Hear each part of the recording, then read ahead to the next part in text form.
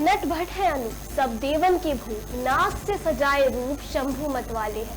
मस्तक रमाए गंग भस्म लगाए अंग, नील वर्ण कंठ रंग शंभु दिलवाले हैं। वाहन बनाए बैल आसन सजाए शैल, जग को नचाए खेल शंभु मनवाले हैं।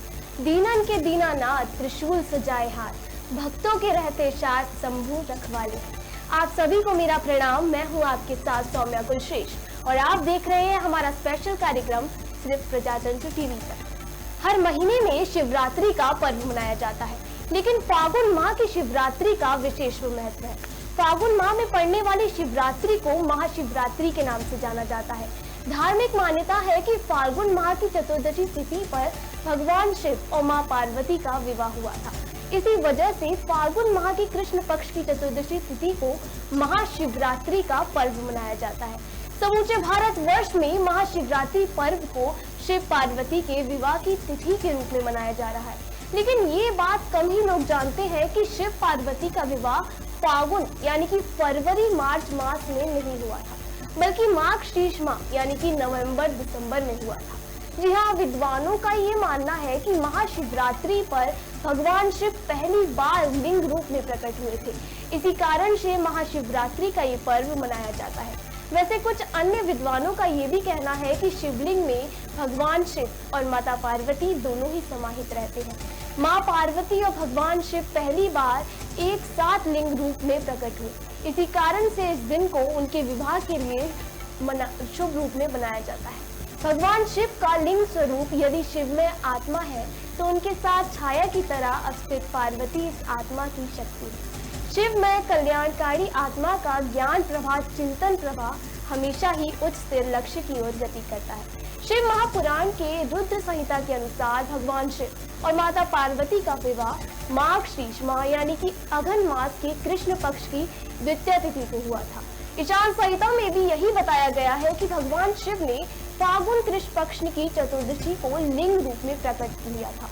इसे मनाने का कारण है कि भगवान शिव के शिवलिंग की पहली पूजा विष्णु और ब्रह्मा जी द्वारा की गई थी। इसलिए महाशिवरात्रि को भगवान शिव के प्रकट्य दिवस के रूप में मनाया जाता है और शिवलिंग की पूजा की जाती है। इसी के साथ ही अगर शिव पुराण की बात करें तो शिव पुराण के 35वें अध्याय में रुद्र संहिता में ये वर्णित है कि महर्षि वशिष्ठ ने पर्वतराज हिमालय को भगवान महाकाल और मां आदिशक्ति पार्वती के विवाह के बारे में समझाते हुए विवाह का मुहूर्त माघ शीर्ष माह में होना तय किया था, जिसका वर्णन संहिता ग्रंथ के 58 से 91 श्लोक में है। शिवरात्रि का रहस्य शिव में है और शिव का रहस्य शिवालय में। जो शिवालय का रहस्य समझ जाता है वह जीवन साधना का रहस्य विज्ञान समझ जाता है।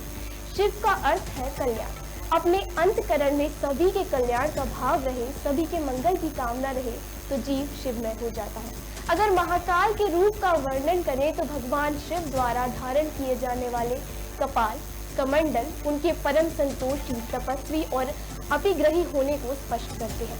उनके द्वारा लगाई जाने वाली चिताभस्म ज्ञान, वैराग्य और विनाशील विश्व में अविनाशी के वर्ण का रहस्य समझाती है। डमरू निनाद आत्मनंद निजानंद की आनंदभूति को स्पष्ट करता है। काल नाग कालातीत समाधिष्ट भाव को व्यक्त करता है।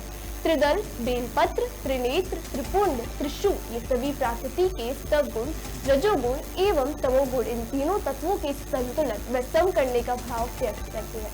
इसी के साथ जीवन चेतना के त्रिकाय, त्रिलोक व त्रिकाल के पार व परे होने का मर्म समझाती है। शिव पार्वती जी का प्रेम सबसे अविरल है। वो शरीर तो दो है पर आत्मा एक है। जन्मों जन्मों के साथ ही शिव शक्ति का स्वरूप है। शिव में पार्वती और पार्वती में शिव है।